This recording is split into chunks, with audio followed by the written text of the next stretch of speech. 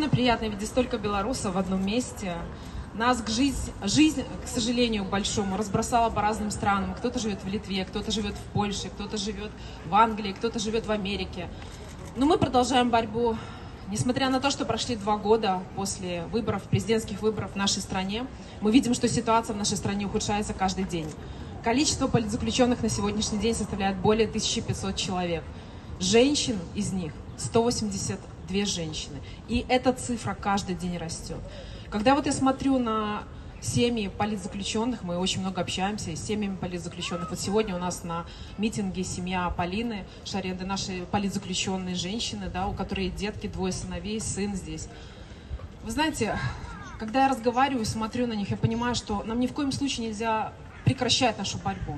Мы понимаем, что за спиной Лукашенко стоит более мощный враг в лице Путина, который не только оказывает ему моральную поддержку, но оказывает ему, к сожалению, денежную поддержку. И именно деньги на сегодняшний день помогают держать режим в том состоянии, в котором он находится. Друзья, не забывайте про Беларусь. Я знаю, война идет в Украине. Я знаю, гибнут люди. Я знаю, что наши добровольцы, белорусские добровольцы на сегодняшний день воюют за Украину, за свободу Украины.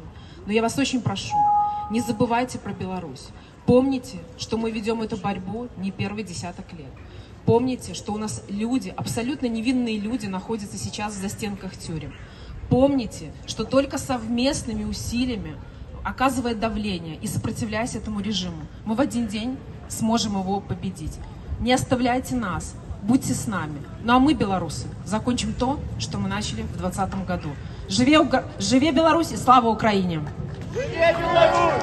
Героям слава!